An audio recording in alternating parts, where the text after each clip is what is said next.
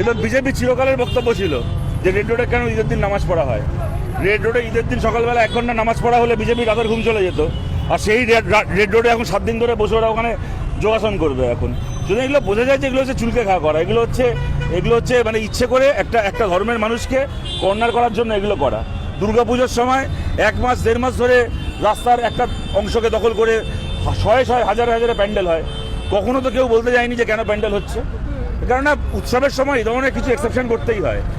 কলকাতার একটা রাস্তা রেড রোড যদি বছরের একটা দিন কি বছরে 2বার ঈদ হচ্ছে, ঈদ উল ফিতর, ঈদ উল জুহা হচ্ছে, 2 দিন যদি কয়েক ঘন্টা রেড রোডে নামাজ পড়া হতো তাতে পৃথিবীতে কারোর কোনো ক্ষতি হচ্ছিল না, একমাত্র বিজেপি ছাড়া। তারা সেইটাকে ওখান থেকে বন্ধ করলো, ওখানে শিফট করালো ইডেন গার্ডেন্সে। ভালো কথা।